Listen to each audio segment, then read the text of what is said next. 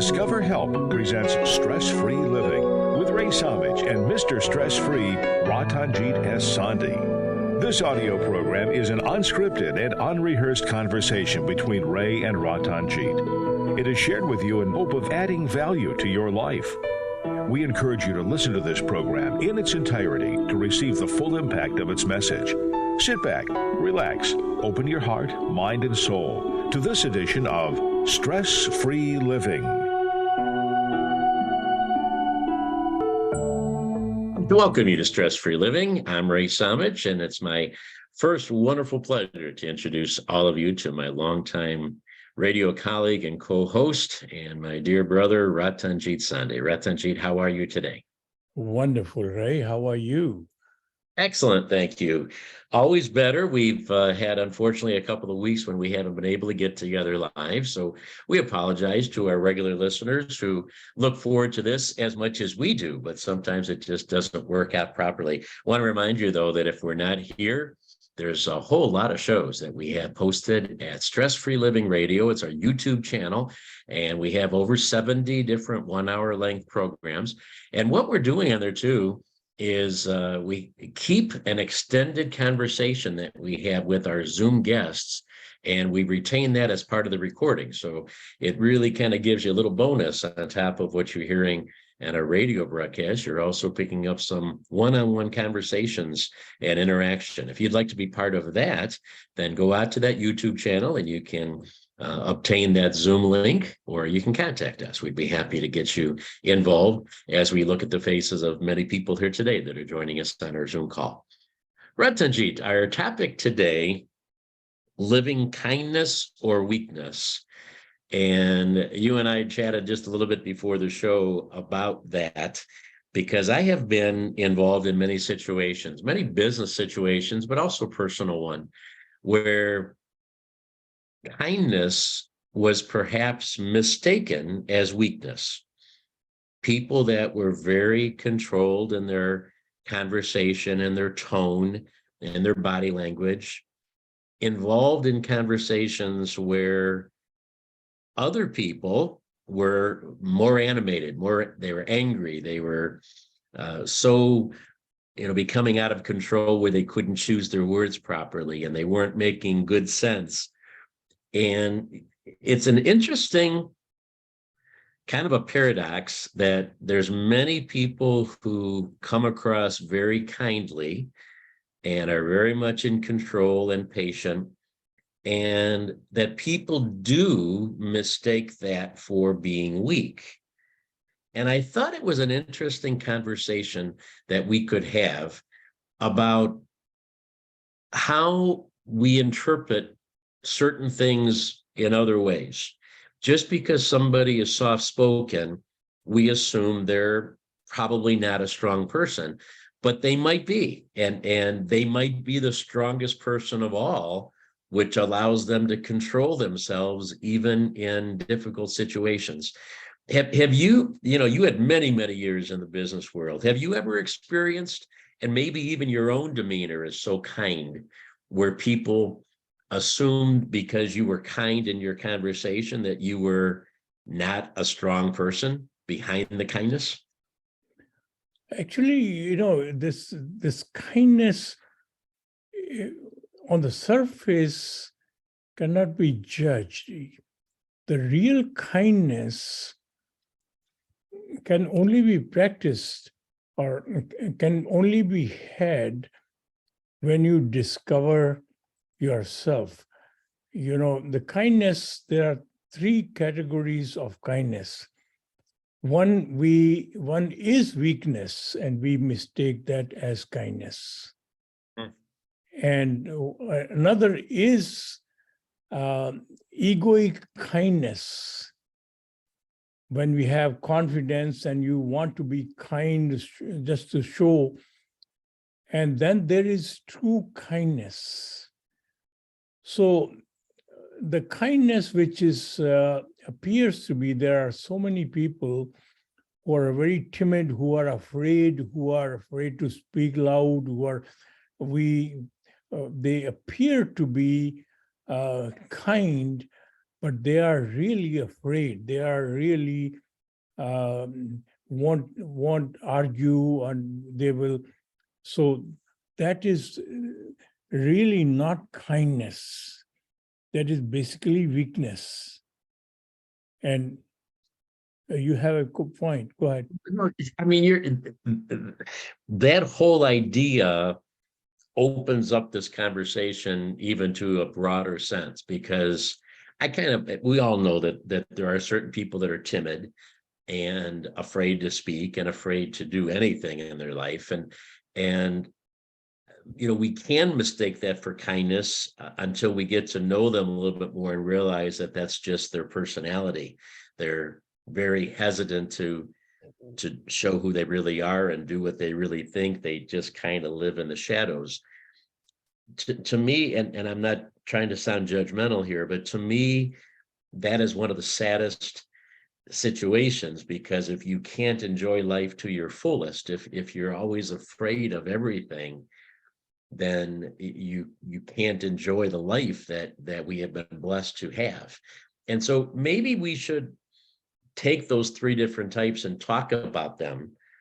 And that first group, that one that we we're just talking about, for anybody who's listening now, or maybe who knows somebody who's in that category, how can they overcome that personality type that says that they are always going to be weak in showing what they want and who they really are and what they really are capable of doing inside?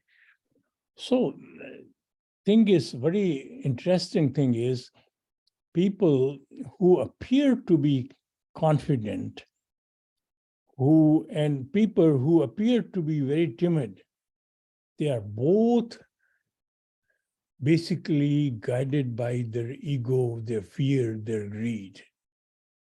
Reactions are totally opposite. So this is it is laughable, really, because they're so different in the way that they conduct themselves. It's hard to believe that the same cause is in there, because you think of somebody, we've all run into them, that are so meek and mild, and they're afraid to open their mouths. And then on the opposite side, they're usually the most arrogant. They're usually the most boisterous. They're usually the ones that are, their shoulders are up in the air and their chests are out, and they're just like so proud.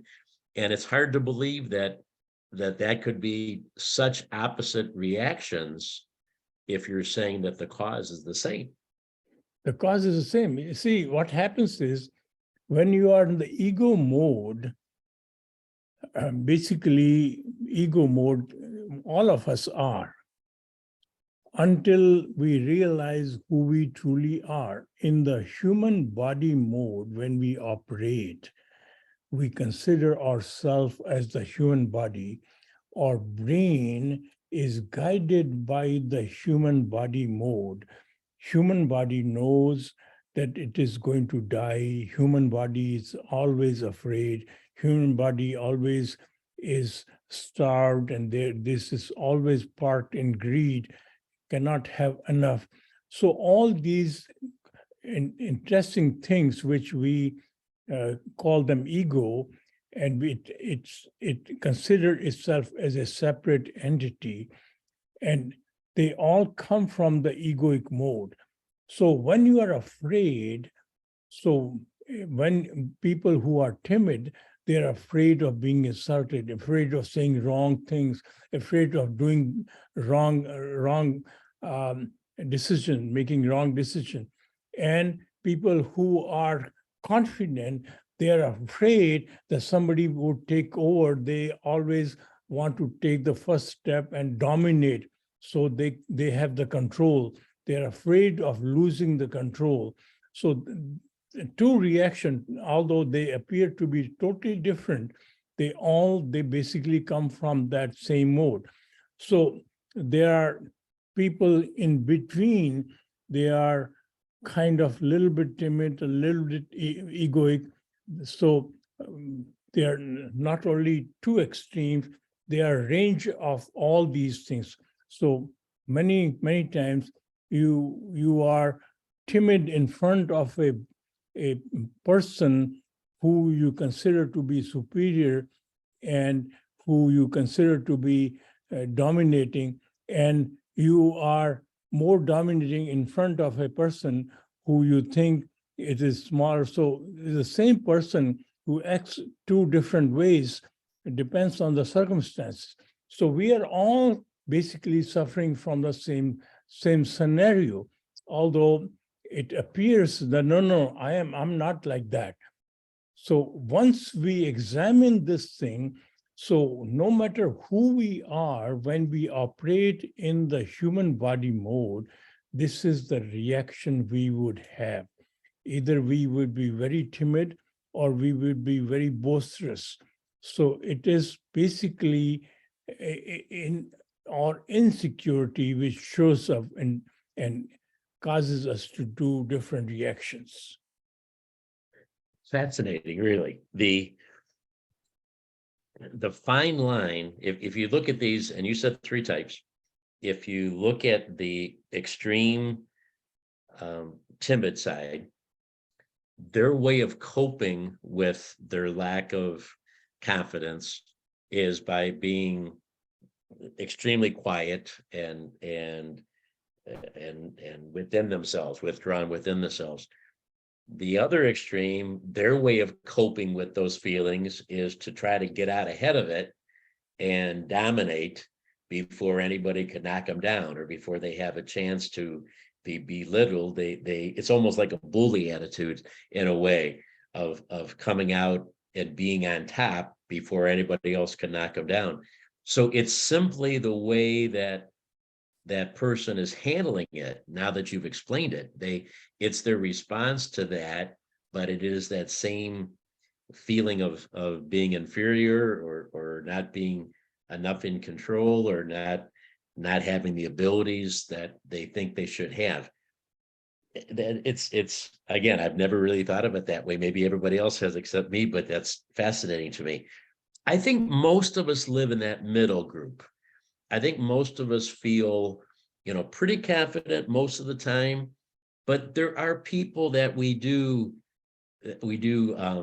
fall apart with. Okay, there are people that we just have, for whatever reason, an admiration for, or a fear of, or a number of different feelings that we might have that we just kind of crumble when we are around them, and we don't know how to act. And then so maybe the way that we act is like the very timid side, or maybe it's that boisterous, arrogant side, because we don't know what we should do. But I think most of us live in that middle group, don't you? Yeah. How the kindness is practiced by both these scenarios. So when we are in the timid mode, so basically you are not in a position, your mindset is not in a position to make a decision which is going to, what you are going to make a decision is going to please others. So you're trying to please others, and it appeared to be kindness. So when you are in the arrogant mode, when you are being watched, somebody's noticing you, you will do kindness because you want to show them that you are kind. So it's kindness is very artificial in both of these cases, because kindness basically requires fundamental empathetic mind. So you have to have the same feeling a other person is feeling getting transferred into you. So others' pains you feel, others' agony you feel, then only you have a tendency to be really kinder. So in other words, you become one with other person to be the true kindness. So once you are a separate entity and you are dominated by fear, greed, and ego, which is actually separating you, and you are trying to either be dominated or dominate And in the process, you may do certain acts which appear to be kinder, right? So we can all understand how we mistake the kindness for the people who are so timid, because they're just so soft-spoken, and so they're going to be, gentle in their approach. So we can easily see how that's kindness, even though we call it kindness, but it isn't. It's more just, I guess it is kind of weakness in that case. I mean, they're weak of confidence and of courage. So we can see how, we interpret that as kindness.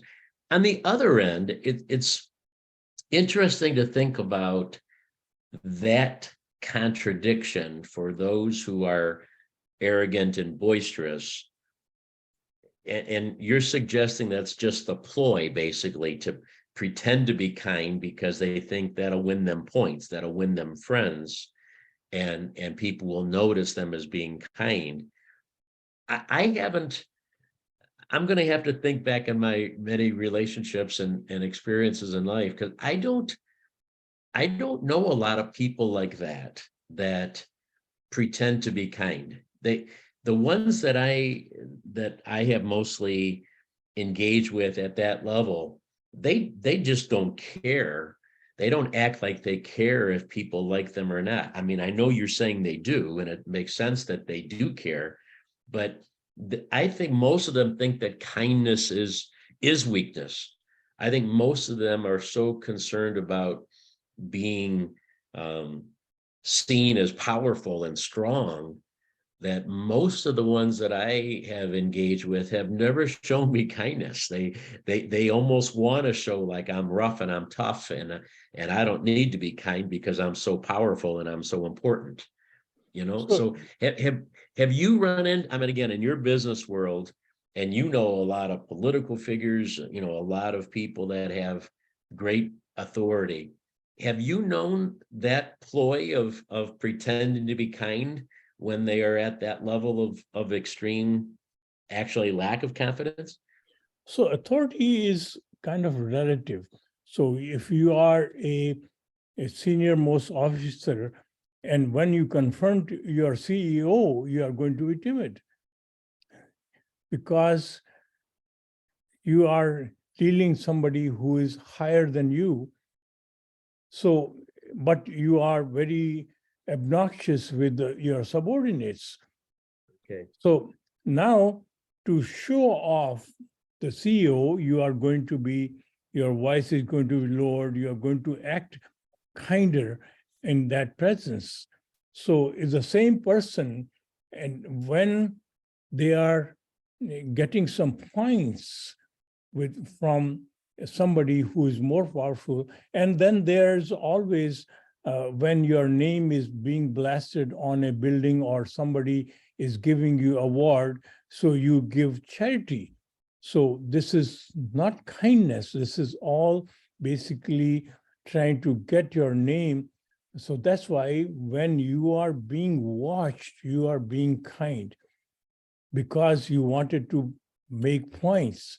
So that's what happens. So even very timid people are not very timid with certain people. So they get very angry, they get very annoyed, they get very, all those. So it doesn't mean that even the person who has the lowest esteem or the highest esteem do not end up by default practicing the true kindness. So once a while, empathy comes in you and you are able to relate to other person and you act kind. So the kindness happens when you dissolve yourself into other being, when you become one with somebody, that true kindness, that empathy, which becomes compassion and eventually translates into action, which is kindness. So this happens to all of us. Even the most obnoxious people have acted true kind sometimes in their life, right? That's a positive note. We're going to go into a break, and I'm glad we ended up on a positive note, that because we've been talking a lot about how negative it is, and how people are pretending to be kind and mistaken as kind, and they're not. So it's nice to know that even the worst offenders sometimes can show kindness, legitimate kindness in their life. We're going to come back in just a moment and talk more about kindness itself, why we enjoy it so much, why it makes us feel good when we show acts of kindness, whether we're noticed or not. And maybe sometimes we even appreciate it more when we're not noticed for being kind. Talking today about kindness, and talking about weakness and the strength that you can get from kindness. We'll be right back. All right, time to open it up to your thoughts and questions. I can ask Ratanjit. Anybody?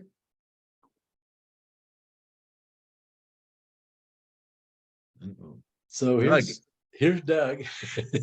And yeah, good. But, this is a great conversation, by the way. And I just thinking of a lot of times when someone is this loud, boisterous, wants to control everything, I think it's really a cover up for being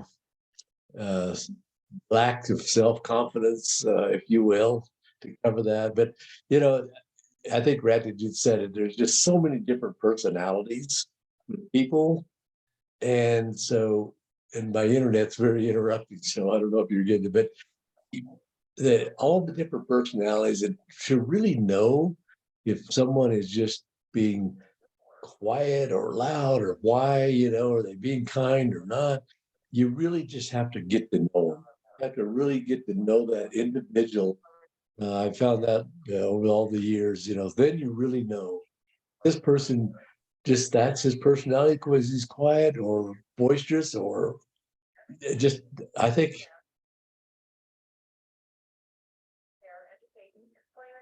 Right now. Froze on us. There you go. We lost your last thing, Doug. You froze. I'm sorry. I think you were asking a question at the very end, and you froze up. We didn't hear the end. Oh, I just said that's my thoughts for the conversation here. That's all. So okay. I'm ready to hear more. Okay, very good. Anybody else? I think we have a few more seconds. If anyone else has a quick thought. If not, that's okay.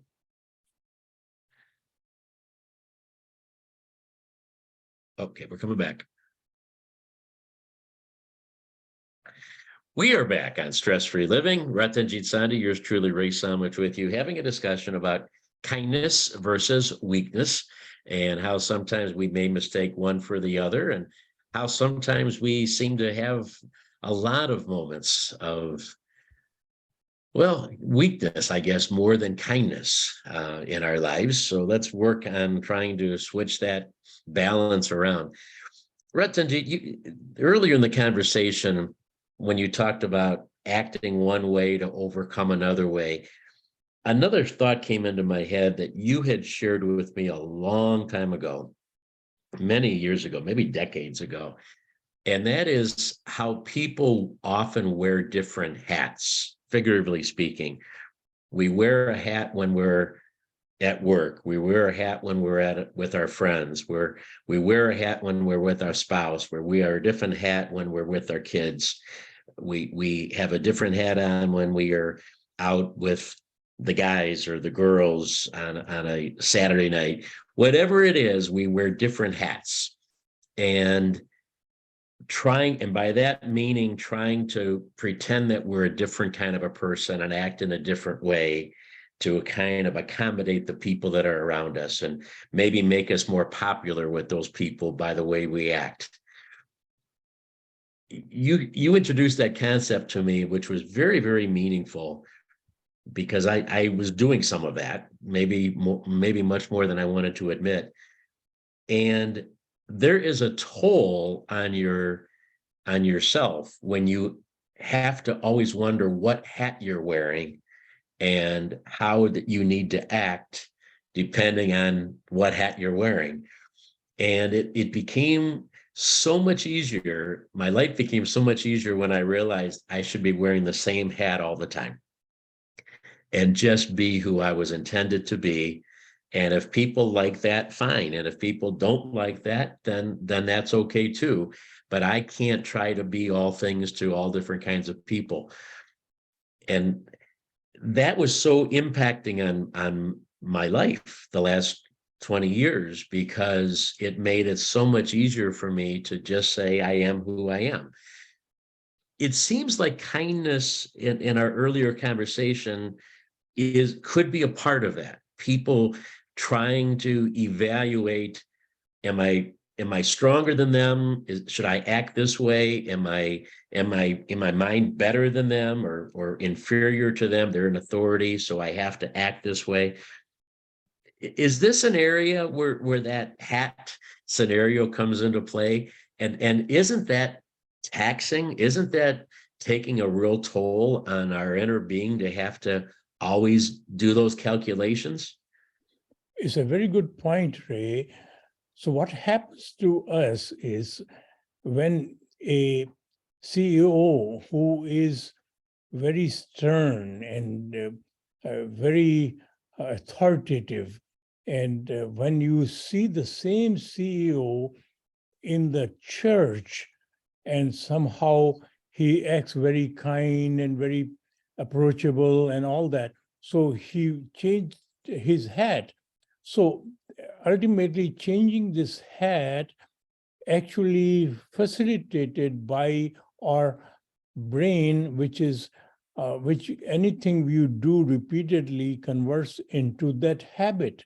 So whenever you confront a situation, you suddenly switch to a paradigm or thinking or a personality that is totally different than in other situations.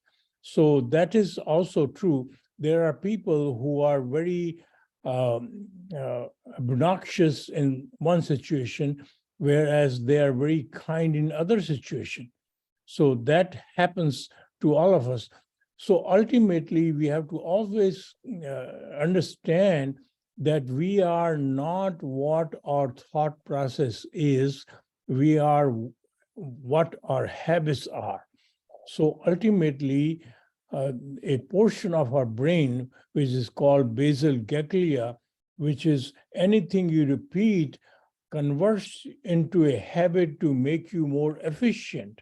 So this is a brain power which is gifted to us, and we have to be very, very careful. So there are certain people who are going to be showing kindness in their mind becomes, I have to speak nicely, I have to do something better. So there are people who go to church or temple or these things and end up serving. And the same people are very obnoxious under certain circumstances. So that is true of what you said, wearing different hats. So our wearing different hat comes from our habit forming.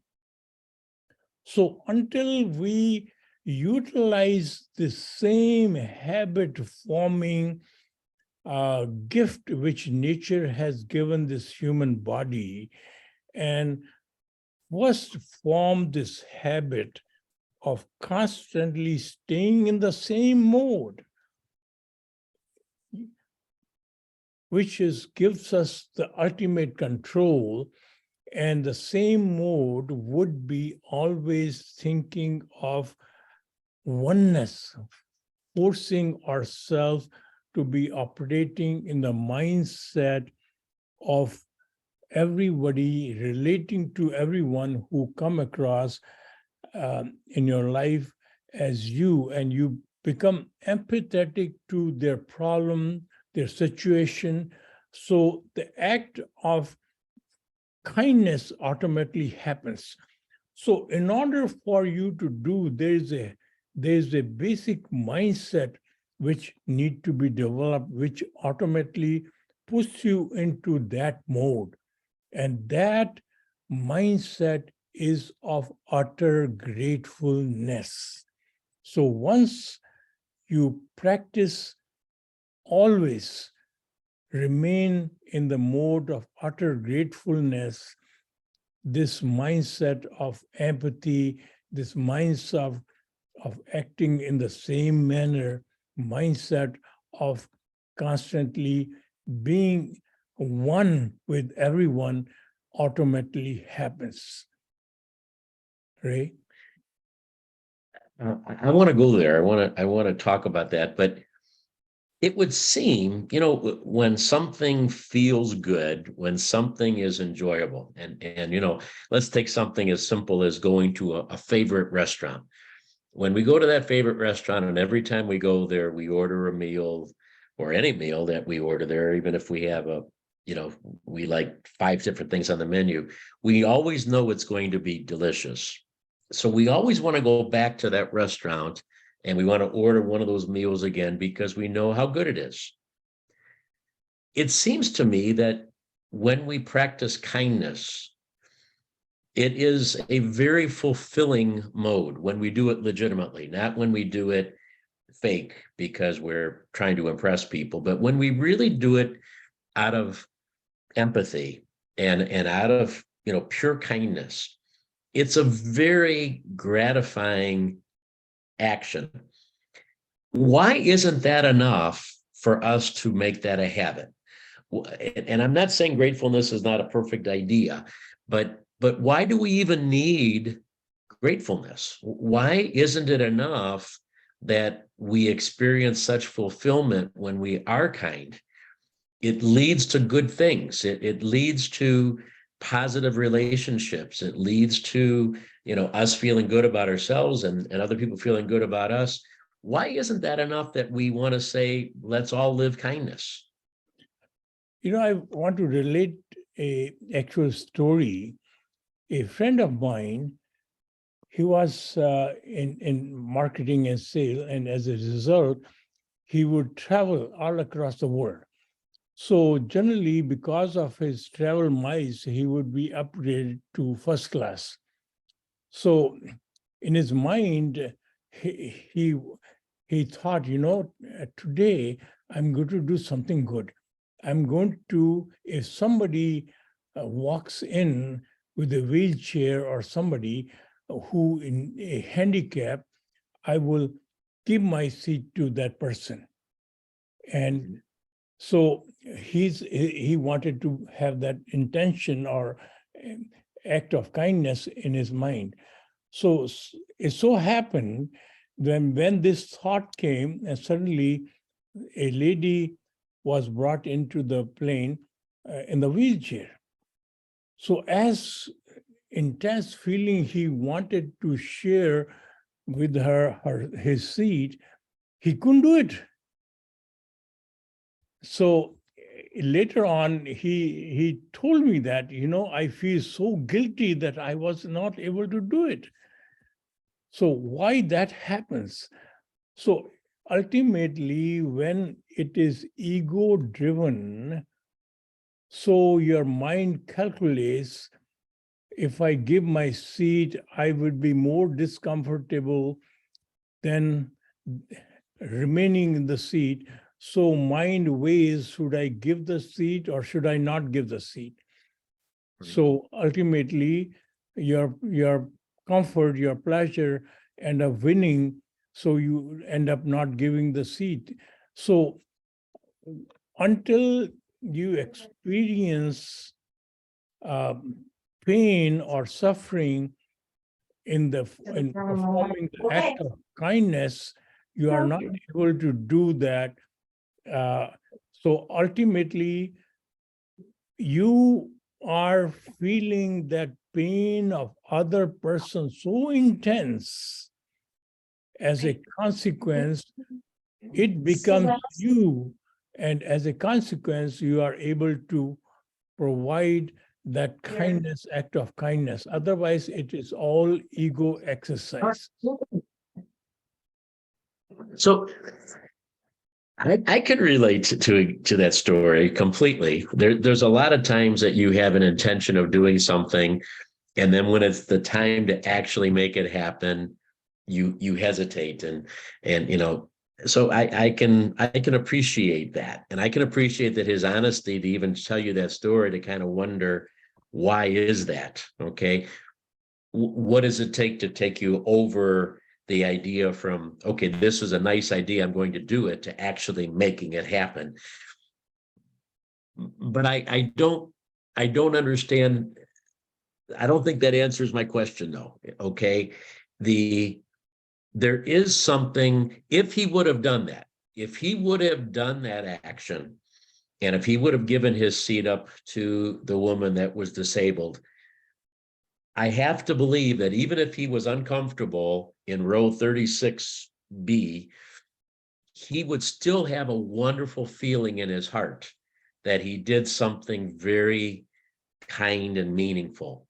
And maybe he'd be, part of him would be saying, I'm miserable because I'm in a tight seat and I'm not getting free drinks, but he still would have a wonderful feeling within him that he did something kind. I'm asking why that isn't enough to become a habit.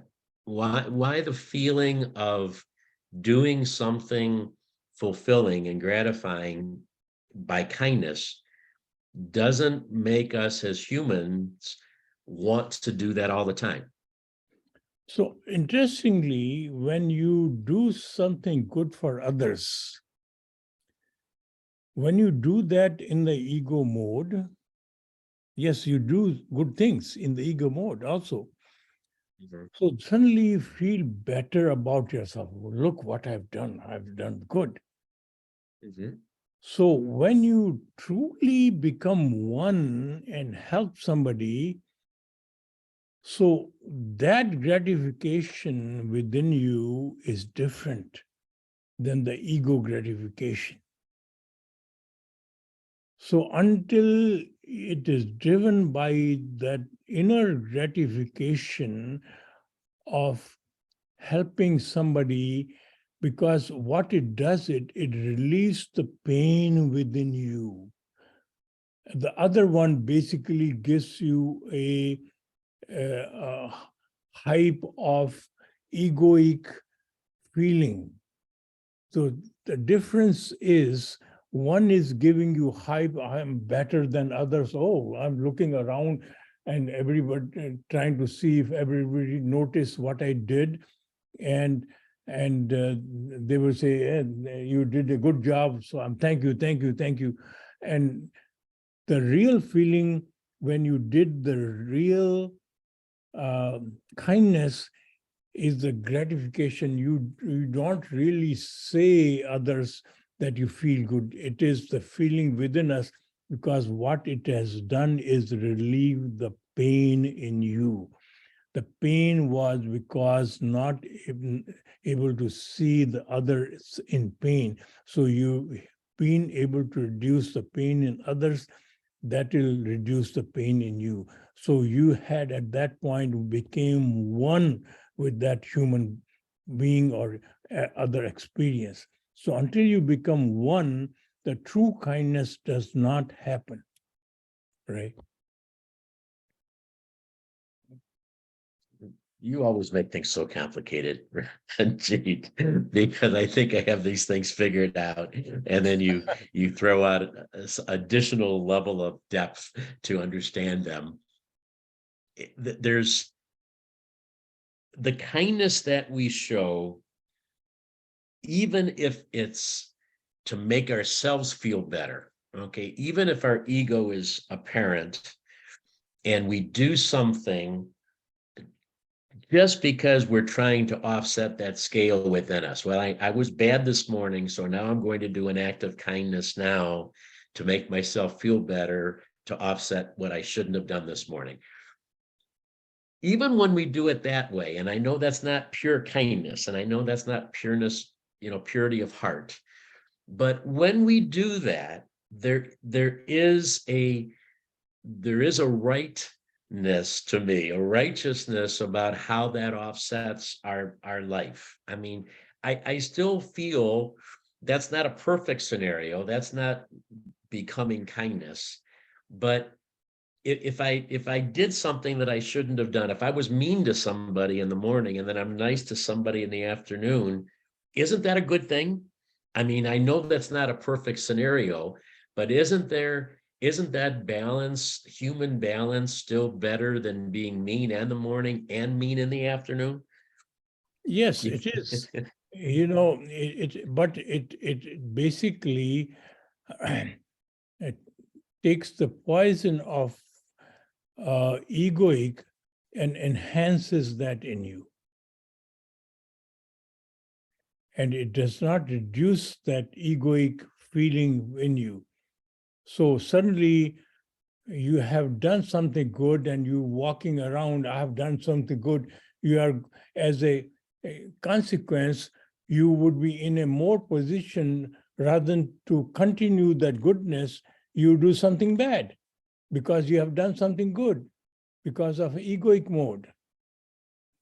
You're right. You're right. Again, you're right. I could see that. I now feel like it's okay that I was mean in the morning because now I'm nice in the afternoon, so I can be mean tomorrow too. Yeah. Because right, you're right. All right, we're going to try to wrap this up and figure it out here. Living kindness, living pure kindness. How can we do that? How can we develop that habit? We'll be back in just a moment. All right. Anybody have a comment?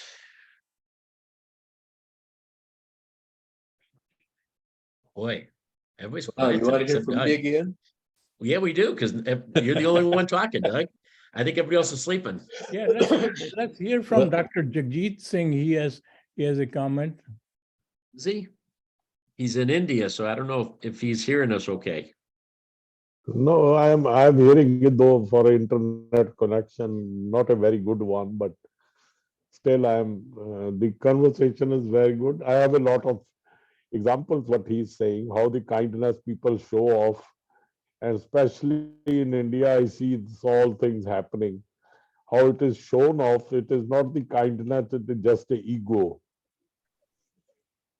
Yes, so all over the And they world. want their names to be announced and names to be broadcast and whatever. These are all a lot of things we have seen it. Sana, you have a comment?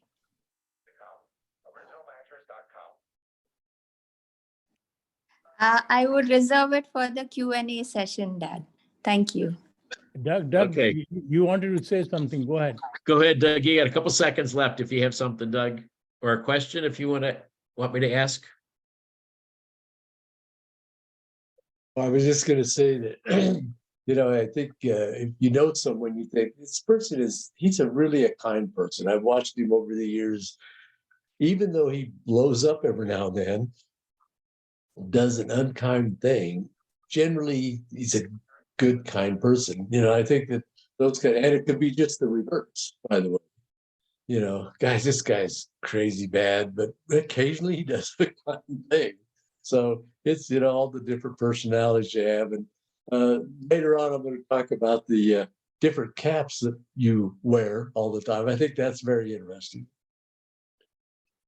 We're back on Stress Free Living. Ray Samich and Ratanjit Ray talking today about living kindness or living weakness. And Ratanjit, I think it's been a very interesting program, opening up my mind on what it is to be kind and what it is to pretend to be kind, whether it's to overcome our ego, to offset our many moments when we aren't acting the way we should, or for whatever the reason is. And it also appears to me, as we've had these conversations, that there's probably an awful lot of pseudo kindness in the world, pretend kindness,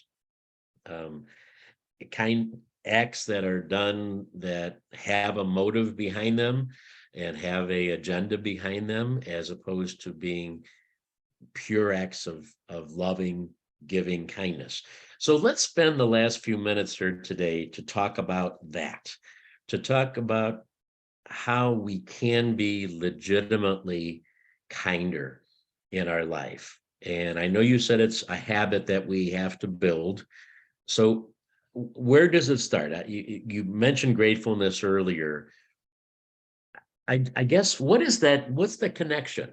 I know gratefulness is at the heart of so many things, but how does gratefulness allow us to be kinder? What's the connection with those two?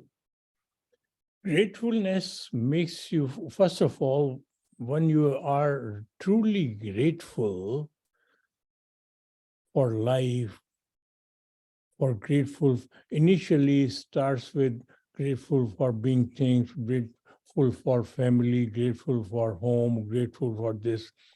Eventually, ultimately, when you begin to realize that you are truly grateful for every breath you take, for the life itself, transformation happens. So what that does, it parts you into gratefulness mode. So every breath you take, you are constantly going to be grateful.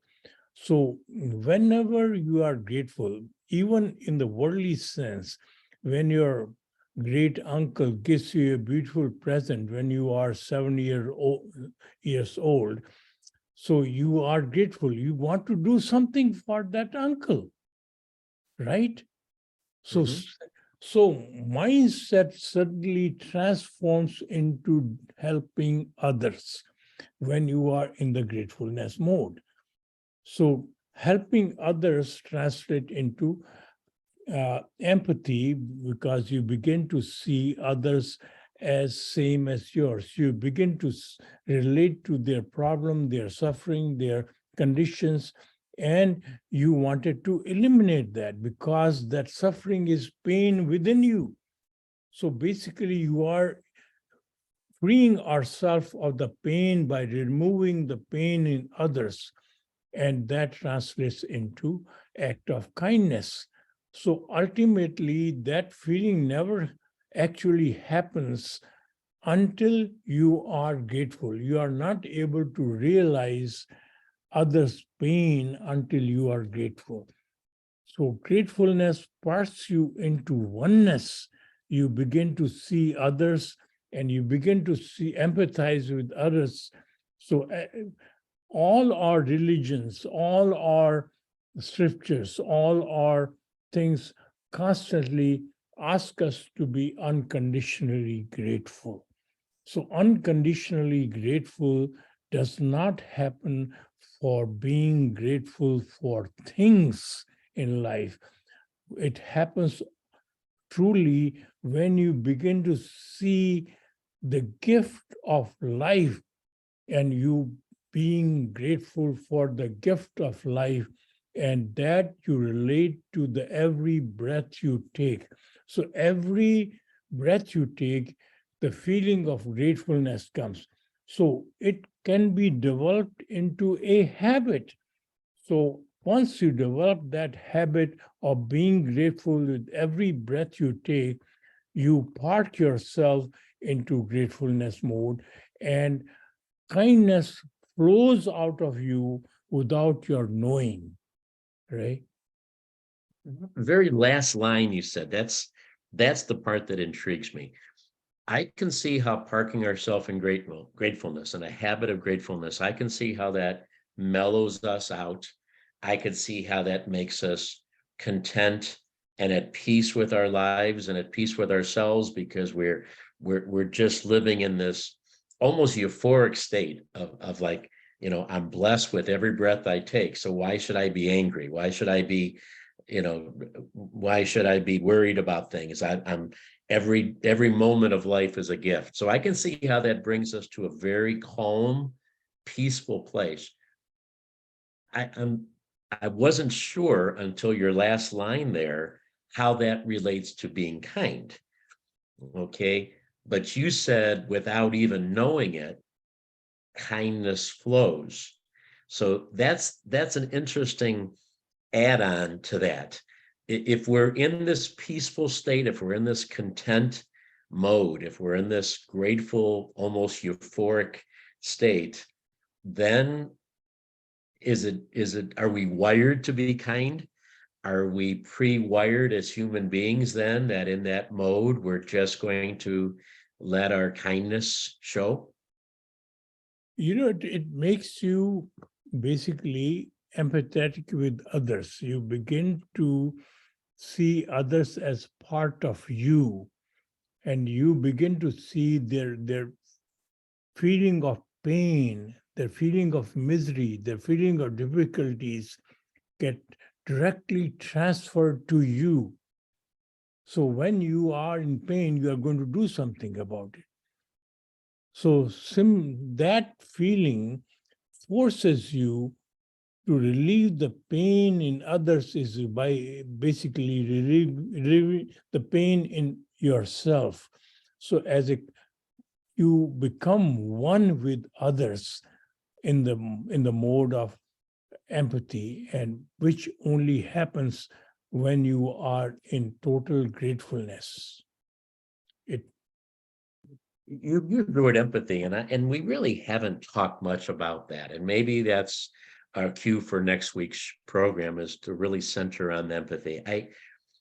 As I have gotten older in life, I don't think there is anything more valuable in life than being able to show empathy and have true empathy. I think it at any level of communications, of relationships, of even business principles, like being able to negotiate and being able to market and sell, and all of those things. If you have the ability to have pure empathy, it is the trigger that really can allow tremendous success, both on a spiritual level, a human level, and a professional level. So let's talk more about empathy in next week's program. But empathy itself, again, I guess it makes sense in its purest sense that if I can empathize with where you're at, and nobody is living a perfect life. So if I can empathize with any problems you're having, any sadness you're feeling, any shortage of fulfillment that you're having, if I can empathize with that, I'm going to want to be kind, right? I'm going to want to be there as a shoulder to cry on, or as a solution to your problem. I guess that is the ultimate basis for me to show you kindness, if I can understand where you're at. So empathy is a prerequisite. Until you are empathetic, you can't be kind. So at the moment you are kind means you are able to see the pain and suffering in others. So until you have empathy, you cannot. So to have empathy, you have to have a clean mirror which is going to reflect others' pain in you. There's a mirror neurons in your brains which allow you to feel others' suffering and pains. So when a child growing up, you can lecture all you want. Basically, they end up copying what your habits are because of the mirror neurons present in us. So mirror neurons help us feel the empathy when you are able to reflect the other's pain in you, in your brain, and suddenly it triggers the same suffering and pain in you as you witness the pain in others. And as a consequence, you want to relieve the pain. So really, in the process, you end up becoming kind. So you really aren't kind, you are relieving the pain in others. So that act is known as kindness. So when you only do act of kindness, that is only ego-driven. But you are looking for recognition, you are looking for trophies and medals. The real kindness only happens via empathy. Yeah, I think as a scientist, you call it the litmus test, right? If there's empathy behind the kindness, it's real. If it's just kind for the sake of showing it, then the litmus test there says that that's not true kindness. What an incredible program. I learned so much here today. I really enjoyed it. I hope all of our listeners and viewers did. Ratanjit, thank you for sharing your love and your kindness with us today. Thank you. And we look forward to being with you again on our next program. Remember, we're all playing the same game. Have a great day. All right, we are clear. And I am going to make Ratanjit the host. That puts you in charge, Ratanjit, of the program, because I have a birthday party to go to for my 4-year-old grandson. So I am going to head out, but Ratanjit will continue the conversation as long as you all want to stay with him. And Ratanjit, when you're all done, you can just close the meeting. We are still recording. Thank you. Okay. All right, everybody. Enjoy the rest of your day. And thank you for being with us. And we hope to see you again next week. Thank you, Ray. Thanks, Ray. All righty. Bye-bye. Have a great time at the birthday party. Thank you. Bye. Bye. Thank you, Ray. Thank you. Thank you. So, Sana, you wanted to wait till the program Oh, ends? yes. There is a flow of thought. So can we express? Yes. Yeah, sure. Go ahead. Hello, Dad. How are you? Hi, Anali, how are you? Good. So happy to receive your love and compassion today through the call. Thank you. And must appreciate the way you explain few things. Brings amazing amount of clarity to people, and especially people who are struggling to understand few things. The reason I'm on the call today is been spending some time trying to understand and get to a point where we can express it in a way where people are really understand who's struggling to like the effort that you made today. So similarly on the same lines, and it's a little longish thing, if you allow me, because it's not going to be very easy for me to put my thought in one line or one question. Go ahead. Yeah, so what I've come to, not a conclusion, but to the experiences that I've gone through, and so I would like to first use different set of words so that I'm able to express myself correctly. What I feel is kindness generally is understood with an act, though, because that's how people perceive it, is an act of kindness. And compassion and empathy is what people use for emotion. That's how most people perceive it. So I would like to use compassion in totality to express the same thing rather than any other word. And I feel it's an extension of what you said about unconditional love. I think compassion is a pure fragrance that one experiences, and it only flows through you in the state of oneness. It's very hard, it's very difficult that it could originate anywhere else. It would definitely originate in the state of oneness. But how you could understand this in a different light is, when this compassion finds an action mode. So compassion remains pure as water. It can get adulterated, it get different fragrances, it can play different roles, it can change state, but the core nature of compassion doesn't change ever. It remains compassion.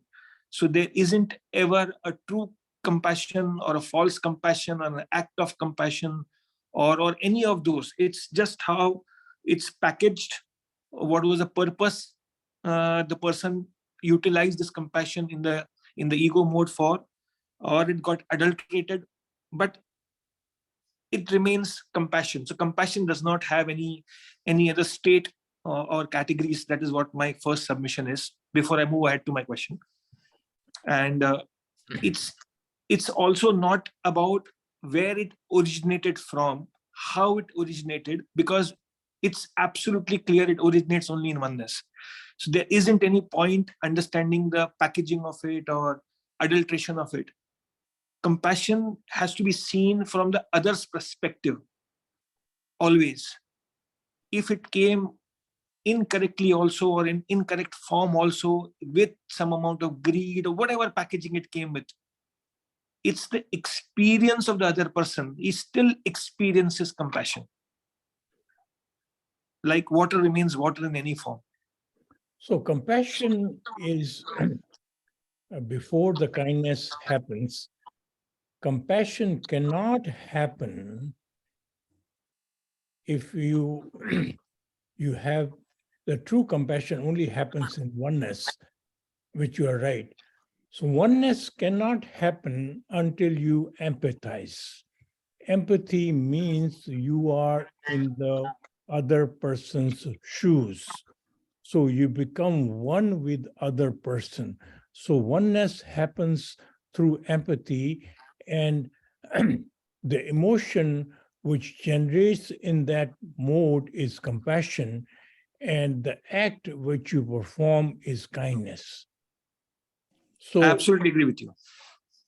So empathy, until you are able to relate to other person's pain and suffering, you cannot have compassion. Compassion, just for the compassion, does not happen. And it remains as a showpiece. So true compassion only happens via the route of empathy. And the true empathy basically puts you in the shoes of others. You basically have the other's feeling of pain and suffering, and as a consequence, you have compassion. As a consequence of that, you perform the act of kindness. So that is my understanding. Right. The reason we wanted to put our points together first was so that you understand where I'm coming from. I'm trying to get to the other point of it. This is accepted. These are on the accepted grounds. What I'm trying to put forward is it's always from the perspective of the receiver rather than the originator. That's the point I want to highlight. So if you can think from that direction, you might get the understanding where I'm coming from, what I'm trying to put my thoughts. So it's the receiver's point of view. Always compassion has to be seen from the receiver's point of view.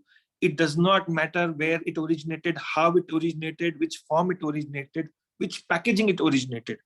But it's always because the value gets added at the receiver's end. Right? Because when you say, the reason I'm saying this is when you force yourself or you're practicing yourself to get into the oneness mode, or you're trying to cultivate a habit to be in the oneness mode, it clearly means that you're still not in the oneness mode at that point of time. You are trying to peep into something and come back again. So what happens is when you perform a good act, so society or somebody rewards you, either by good words or a trophy or something. So when the other person sees as compassion, they are basically rewarding you. So it doesn't matter whether you are being rewarded or no, your kindness, its act of kindness itself is an award. So there are many times you end up, so when you find a person, the story is that a very you remember that story when there is a big attorney who was constantly only worried about himself, only worried about winning, and he once confronted this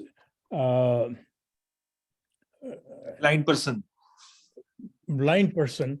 So not only when his meeting got finished, he was on the road and going to go to the other side of the road to get his car, and he saw this person going towards the road, and there was a car coming.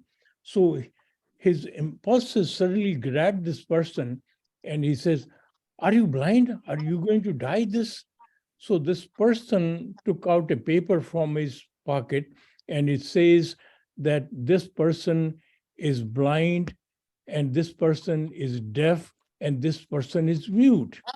So he cannot either speak or listen or see, but he gets sometimes away from his home, and this is his address. And if you find him, please help him reach his destination. So this attorney, he says, "Wait a minute, I'm not in this mode. I'm not. Where are these policemen when you need them?" So he was ready to walk out, and suddenly this person again went onto the road, and there was another car coming. So again, he found himself to be helping this person, and eventually taken to his home. And once he got him to his home, and when he was coming back to his car, so suddenly this person neither could recognize him, nor there are cameras or newspaper who to give him recognition or trophy, or he would never even thank him because he could not speak. So when he came to his car, he suddenly felt better about himself. In fact, nobody could see this act of kindness which he's performed without knowing himself.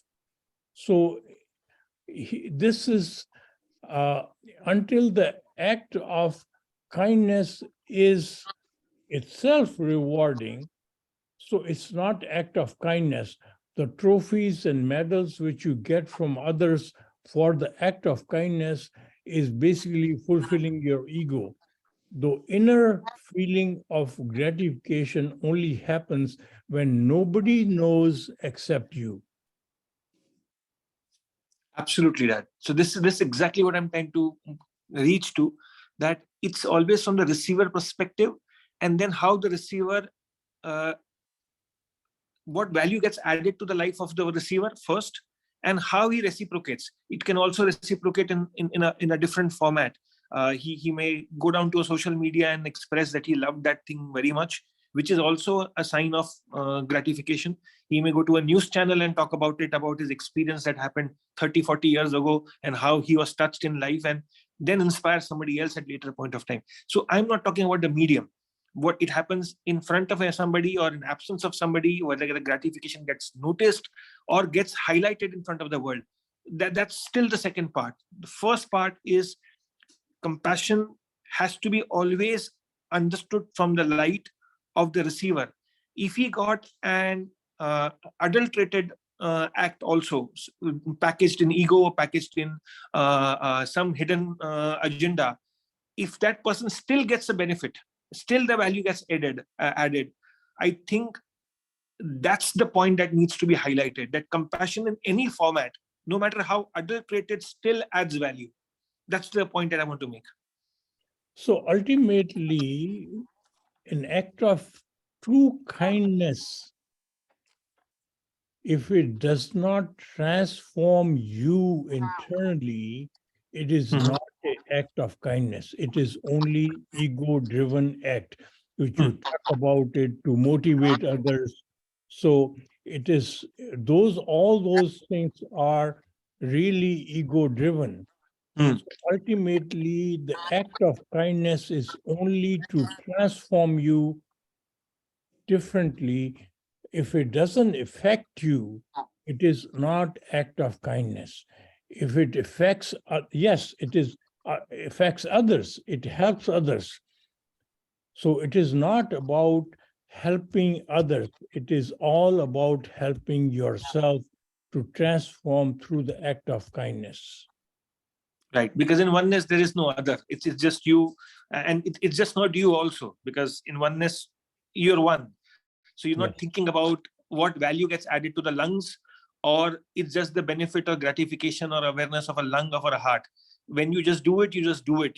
It does not matter who gets gratified, who gets the value addition. So I get what you're saying. Yes.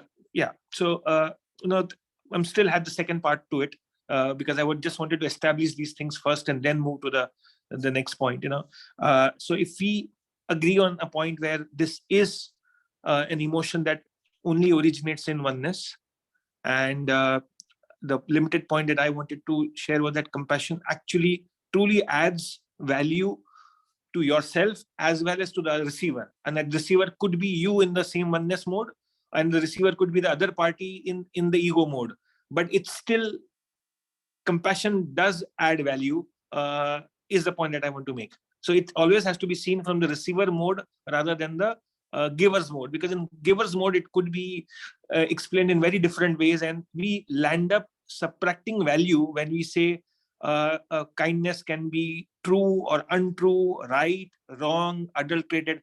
So somewhere down the line we're still trying to judge that emotion, which technically is pure. It's like talking about water having certain pH or certain chemicals in it, or so you're still judging water, but water remains water. It does not matter how you judge water. That's the point that I want to put across. And the slides that you used to make in the presentations earlier, where it's just for understanding, for clarity, used to create two heads and put a discussion point, like you had looked at gratitude and something else, and then compared how it happens, or ego mode or oneness mode. What I tried was to put across few points where the comparison is between the lens of truth and lens of compassion. So there are two parts, and the first point that I want to introduce here is, and I want to have your thoughts on it also. If in this two comparative mode, if we get ego in between, so how do you see ego in lens of truth and lens of compassion? Just to start the conversation, I am putting my thoughts. Generally, in the lens of truth, oneness is a pure thought, and ego is a negative emotion, because you don't know, you're going to make mistakes in that part. You're going to get greedy in that part. You're going to get selfish in that part. You're going to make mistakes. You're not going to be mannerful and things like that. So there is a negative emotion that is associated with this particular lens of truth.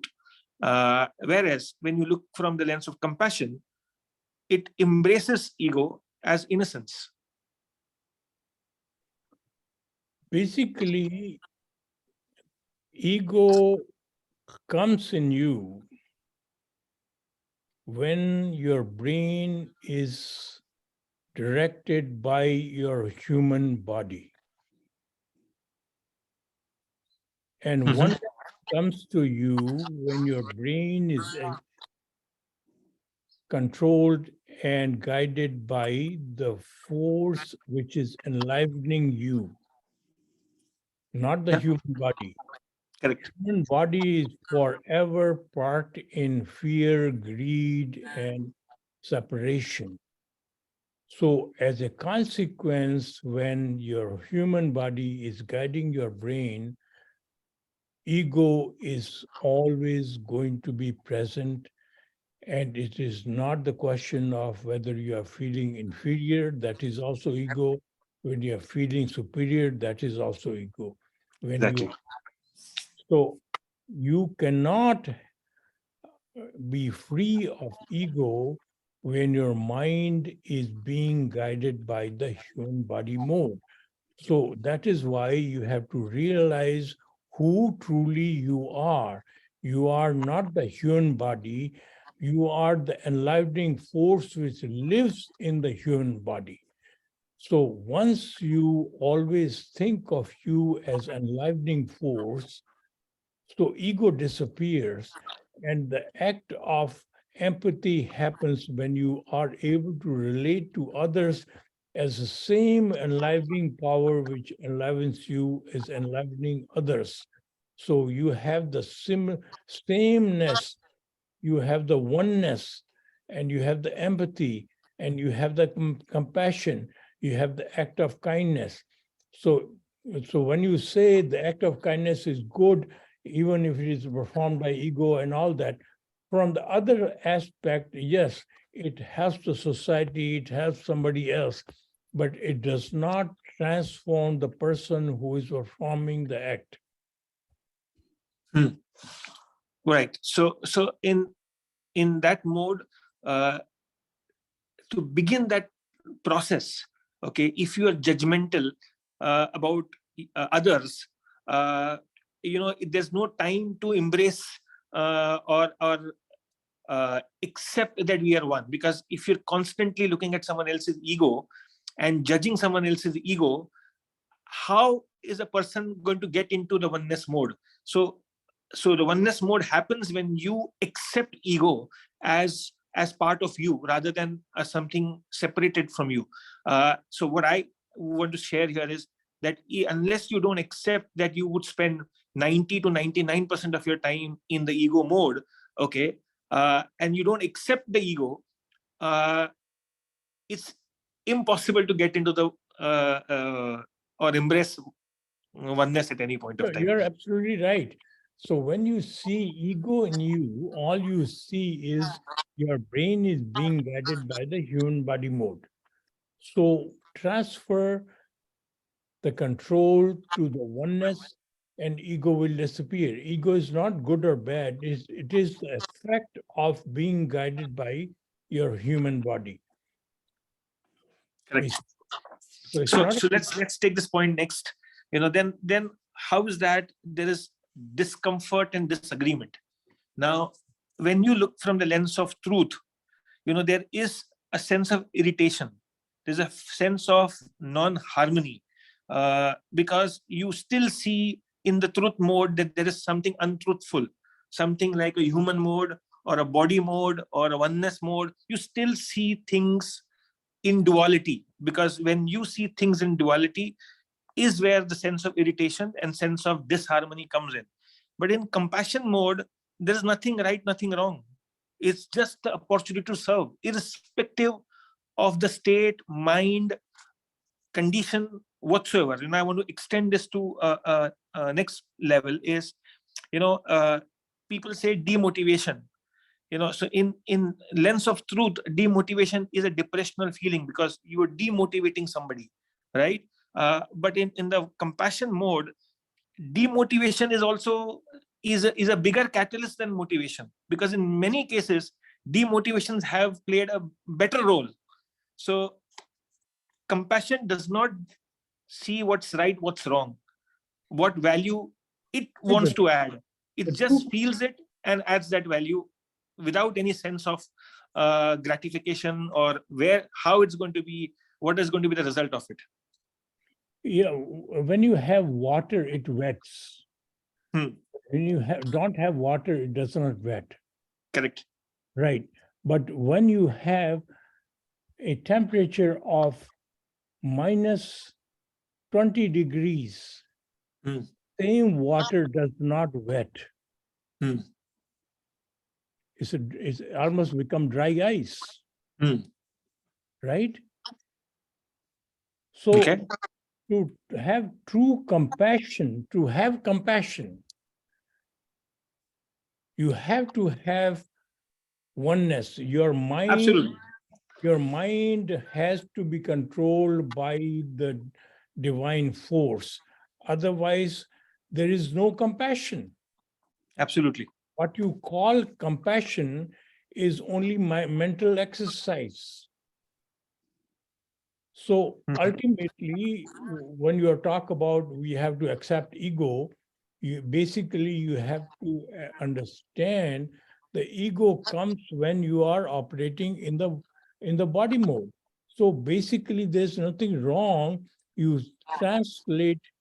transfer this control to the oneness mode, which is the power within you, which is enlivening you mode, and consequently, nothing else would happen but compassion. So it's not a question of when you are thinking in the worldly mind, which is attached to the human body mode, you are going to justify, you're going to see, oh, compassion is good, no matter whether it is coming from ego or not ego. But the compassion does not exist when you are operating in the ego mode. That is accepted. That is the starting point. Compassion in any form has to only originate in the oneness mode. It's impossible to originate in the ego mode.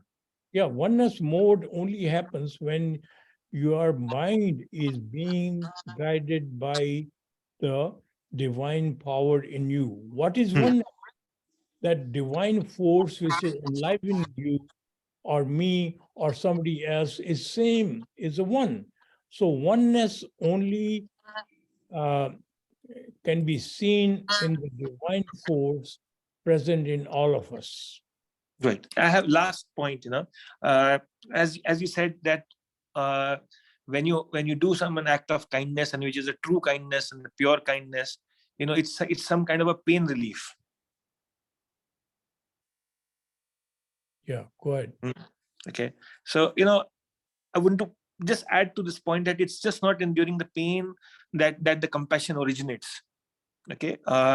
It gives you in the happy state also, compassion originates. In fact, it compounds at that level because you're happy for the other person also. So it's not only a pain reliever or only in the act of pain that compassion comes in. Compassion comes in a state when you are happy for somebody and you feel even more happy, and you experience gratitude and a different level of gratitude at that point of time. So it's just not pain. So if you segregate between pain and happiness, compassion does not follow that criteria. It's just there. It is the connectivity that happens, or the emotion that's generated in the oneness mode, and it is a pain reliever during pain, and it is a gratifying or utterly grateful feeling within you, or it gets tears in your eyes when you see somebody happy. See, ultimately, your feeling of happiness, in the oneness mode, in the true oneness mode, you are neither happy or not sad. Exactly. So the moment you have feeling of happiness, you are not in the oneness mode. The moment you have feeling of pain, you are not in the oneness mode. Correct. That is exactly what I wanted to say. So ultimately, it's the pain and suffering which moves you into the oneness mode. And once you are in the oneness mode. Why is all presentations designed with a mind of saying that, if you do this, you will be happy. If you do this, you will make somebody else happy. Why isn't just that this isn't for anybody else, just for you? Ultimately, oneness is very selfish. Exactly. Oneness is all about you. It's not about others. Correct. So I think that point should be that point should come out in that way, because most presentations is about how to be nice, how to be good, how to be more presentable, how to be more mannerful, how to be more respectful. But it doesn't work that way. None of my presentations are that. Yeah, I agree on that. I'm just saying most presentations come in that light, because that's how they are ego-based. Yeah. They are driven by ego. Correct. So this is all I had to share with you and understand your perspective. Wonderful. Thank you so much for this session. Thank you. Thank you. Very wonderful to have this conversation.